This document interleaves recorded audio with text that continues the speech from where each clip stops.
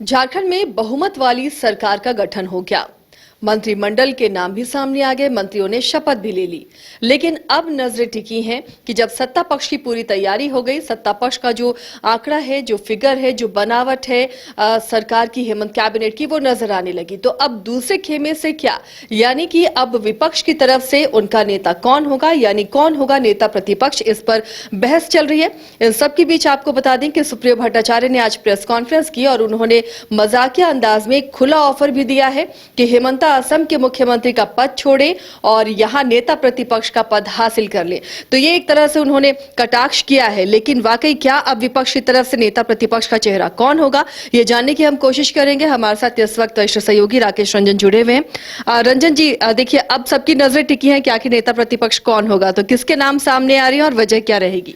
देखिए, जो प्रक्रिया होती है आमतौर पर मुझे लगता है कि बीजेपी के पर्यवेक्षक आएंगे और जो प्रदेश प्रभारी हैं लक्ष्मीकांत वाजपेयी वो रहेंगे और फिर वो सारे विधायकों से बातचीत करेंगे, पर्यवेक्षक और लक्ष्मीकांत वाजपेयी, और उसके बाद तय होगा कि किसे जो है विपक्ष का नेता बनाना है भाजपा की ओर से। लेकिन दावेदार कई हैं और इसके लिए बीजेपी जो है जातीय और सामाजिक समीकरण देखेगी।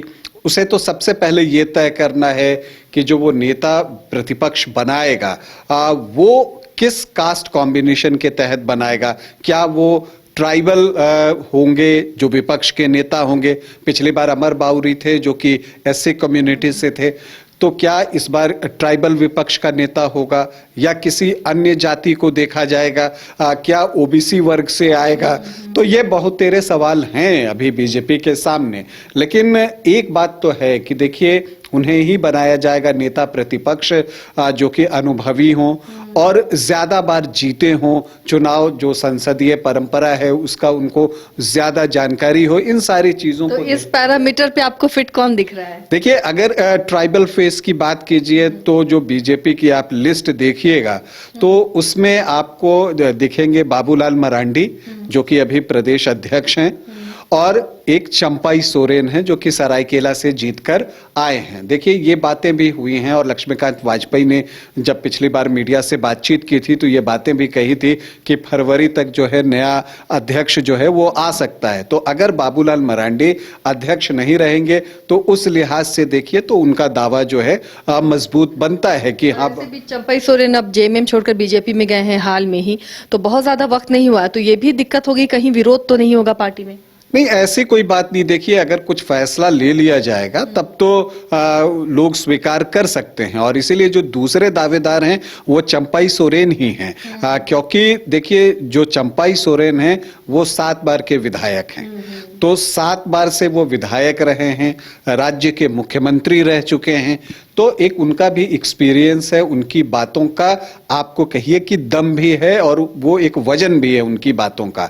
तो जब वो दूसरी तरफ खड़े होते हैं और कुछ बातों पर अगर वो जब जवाब देंगे तो उसका एक मतलब निकलेगा, और जो आपको जो राजनीति है पक्ष और विपक्ष की वो थोड़ी इंटरेस्टिंग दिख सकती है। तो दूसरे नाम जो हैं वो चंपाई सोरेन के हैं। लेकिन 7 बार एक और विधायक जीते हैं, वो रांची के विधायक हैं सीपी सिंह। यानी अदर्स की कैटेगरी में उन्हें रखा जा सकता है इधर, अगर कास्ट इक्वेशन को देखा जाए। या अगर बीजेपी ट्राइबल लीडर को विपक्ष का नेता न बनाकर अन्य जातियों की तरफ देखता है और एक्सपीरियंस को देखता है और ये भी देखता है कि कौन पार्टी में लंबे समय से बना रहा है, तो देखिए जो सीपी सिंह हैं वो 1996 से जीत रहे हैं और हर बार वो बीजेपी के टिकट पर ही चुनाव जीते, तो 7 बार के वो विधायक हैं, तो उनका दावा भी उतना ही मजबूत है जितना कि बाबूलाल मरांडी और चंपाई सोरेन का। बाबूलाल मरांडी 2 बार के विधायक हैं, चंपाई सोरेन 7 बार के विधायक हैं, सीपी सिंह 7 बार के विधायक हैं। वैसे 5 बार के विधायक जो हैं वो मनोज यादव भी हैं बरही वाले, लेकिन इन 5 बार में वो 4 बार कांग्रेस के टिकट पर जीते हैं, तो इसलिए मुझे लगता है कि शायद उनका नाम ना आए। नवीन जायसवाल 4 बार जीते हैं, उनकी भी संभावना मुझे कम दिखती है। एक नाम मुझे लगता है कि शायद चौंकाने वाला, चूंकि बीजेपी कई बार चौंकाने वाले फैसले लेता आया है, इसलिए मुझे लगता है कि हो सकता है कि वो चौंकाने वाला नाम जो है वो सामने आए। तो एक नाम आप देख सकते हैं कि जो 3 बार विधायक हैं और इसके अलावा आप देखिए कि वो महिला भी हैं। तो कोडरमा की जो विधायक हैं नीरा यादव, चूंकि ये उनके लिए तीसरा टर्म है, तो क्या ये चौंकाने वाला नाम जो है नीरा यादव के रूप में सामने आ सकता है कि विपक्ष के नेता के तौर पर जो है एक महिला हो? चूंकि जेएमएम ने किसी भी महिला को मंत्री नहीं बनाया, हालांकि मंत्रिमंडल में 2 महिला हैं, लेकिन वो कांग्रेस की तरफ से हैं, जेएमएम से नहीं है। जेएमएम ने जो भी उनके महिला नेत्री जीत कर आई हैं उनको मंत्री पद नहीं दिया है। तो ऐसी परिस्थिति में क्या बीजेपी ये दांव चल सकती है महिला के नाम पर? और उसमें नीरा यादव जो है उनका नाम थोड़ा आगे आता है, वो वोकल भी हैं, वो बोलती भी हैं, तो क्या ये चौंकाने वाला नाम आएगा? ये देखना दिलचस्प होगा।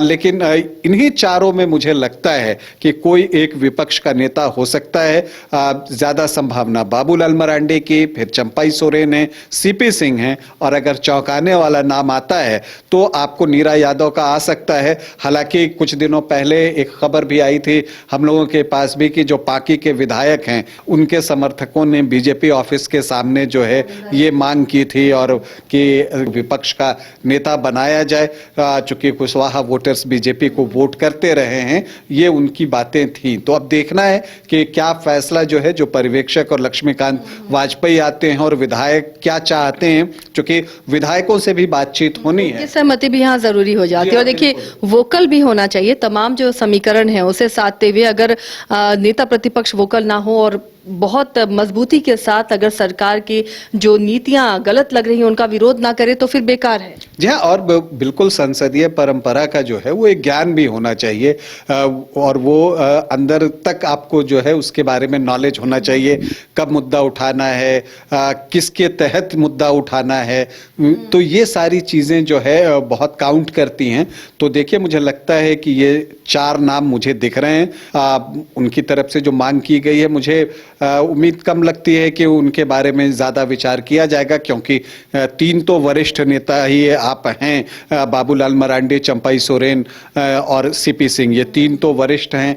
और टर्म के हिसाब से देखिए तो चंपाई सोरेन और सीपी सिंह का 7-7 बार है, तो इन दोनों का दावा भी उतना ही मजबूत है। बाबूलाल मरांडी चूंकि प्रदेश अध्यक्ष का पद छोड़ेंगे तो क्या वो विपक्ष के नेता बन सकते हैं, ये भी एक बात है। और अगर किसी महिला की ओर बीजेपी देखती है तो मुझे लगता है कि नीरा यादव का नाम सामने आ सकता है। हालांकि तब उसे हम कह सकेंगे कि ये चौंकाने वाला नाम सामने आया है।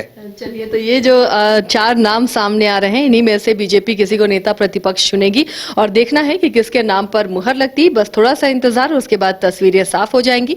बाकी तमाम खबरों के लिए आप हमें देखते रहिए। तमाम ताज़ा तरीन खबरें झारखंड के आपको न्यूज़ बाइस्कोप पर नजर आएंगी।